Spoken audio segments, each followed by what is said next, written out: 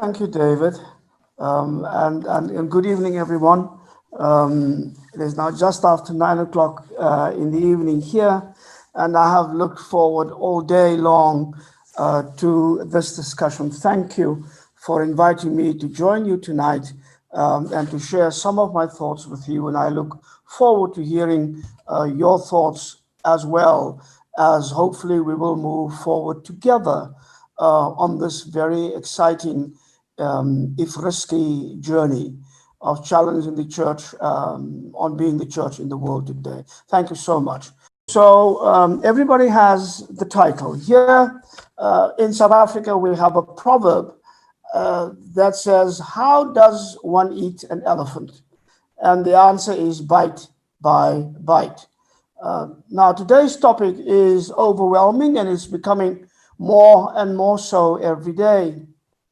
It is an elephant, and the room it is in is a terrified and terrifyingly small world. There is no way in which we will be able to exhaust this topic in one go, partly because we have not yet seen the worst consequences of the virus, and partly because government's behavior across the world is wildly unpredictable, if not to say unreliable, and partly because we have no idea where we will be a year from now. So today we offer three little bites by which we can begin to eat this elephant. And I shall, by agreement, offer first a few thoughts on the concept of global apartheid, as you've heard from Ian, and use that as a frame for the second section, in which we will then discuss the 10 theses, through which I hope we will have a fruitful discussion on the challenge that COVID-19 brings to the church. And recently, at the invitation of the World Communion of Reformed Churches and the World Council of Churches, I have revisited the term global apartheid, and I have developed these 10 theses around these challenges for the ecumenical movement. So lastly, I will then bring some reflections on your open letter. So global apartheid. It was first introduced by then South African President Thabo Mbeki, and the term has become more and more depressingly so, applicable to our world situation. In that 2019 World Communion of Reformed Churches paper, this is what I said then. South Africa, with its draconian policies of apartheid, declared by the international community a crime against humanity, and by the ecumenical movement led by the World Communion of Reformed Churches, a sin, a travesty of the gospel, and its theological justification, a heresy, had set the world a particularly vicious model of racial oppression and discrimination, injustice and exploitation. So much so that we may speak today of a phenomenon called global apartheid, which includes socio-economic exploitation, inequalities, political and social exclusion, racial and ethnic discrimination, as well as gender injustice and heteronormative oppression. The common denominator here is not only the racial element, but rather the systemic, violent, pervasive, and totalitarian nature of that oppression. The general reference today is the division of the world between the so-called 1% and the 99%, made crystal clear in Oxfam's annual reports.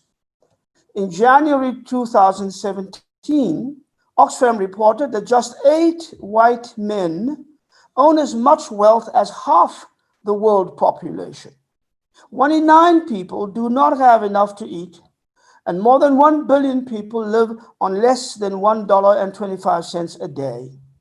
This year, Oxfam reported that in 2018, billionaire fortunes grew by $2.5 billion a day, while the 3.8 billion of the poorest half of humanity saw their wealth decline by as much as 11%. A more particular example of the way in which apartheid is applied, globally understood, and most perceived, I went on to say, is in the politics of the modern state of Israel toward the peoples of occupied Palestine.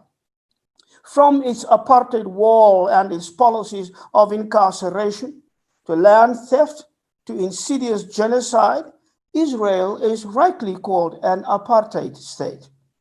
But the description of Human Rights Watch is frighteningly recognizable when he describes India's treatment of the Dalits, discrimination, denial of access to land, forced labor, degrading working and living conditions, and abuse at the hands of police and higher caste groups that enjoy the state's protection as hidden apartheid. In the last few years, though, emboldened by an aggressive state-sanctioned Hindu nationalism, it has been much more blatant, much more openly violent, and much more shameless. In a more comprehensive sense, global apartheid is best understood in the all-encompassing global expression of what we call empire, a reality we can no longer afford to keep out of our discussions. The world's 2,153 billionaires have more wealth than the 4.6 billion people who make up 60% of the world's population, says the Oxfam report of 2020 entitled Dignity, Not Destitution. Global inequality is not just growing, it is, I quote, shockingly entrenched and out of control. On top of it all, the economic fallout from the coronavirus pandemic could push 500 million more people into poverty unless urgent action is taken to bail out developing countries. We're talking about the debt crisis here. This year's Oxfam report focused more tightly on yet another form of global apartheid: gender injustice, gender vulnerability, and gender oppression. Women and girls, the report says, are among those who benefit least from today's economic system. They spend billions of hours cooking, cleaning, and caring for children and the elderly. Unpaid care is work, the hidden engine that keeps the wheels of our economies, businesses, and societies moving. It is driven by women who often have little time to get an education, earn a decent living, or have a say in the ways in which our societies are run, and who therefore are trapped at the bottom of the economy. Women do more than 3/4 of all unpaid care work. They often have to work reduced hours or drop out of the workplace altogether because of their care workload. Across the globe, 42% of women of working age cannot get jobs because they are responsible for all the caregiving, compared to just 6% of men. Women also make up 2/3 of the paid care workforce. Now, such jobs such as nursery workers, domestic workers, care assistants are often poorly paid, provide scant benefits, impose irregular hours, and can have a physical and emotional toll. The situation, in other words, my friends, at all levels, in all countries in the world, in every imaginable way, is getting worse even as we speak. The irresponsibility of so many governments and their leaders is beyond shocking, but not at all surprising. In 3 African countries today, incumbent presidents have abused the crisis to force and manipulate elections in order to stay in power.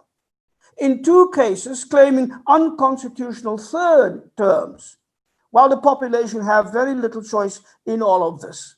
And as quickly as all of this happens, the police and the army are on the street to suppress any legitimate protest. If one sees what happens in a country like Tanzania today, with that amazing legacy of Julius Nyerere, one shudders to think what is happening in those places that we see nothing of.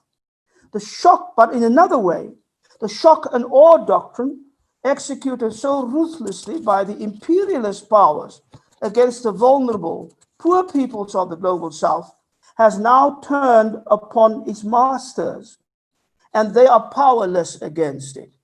Politically, I suppose one could speak of blowback, as did American political scientist Chalmers Johnson.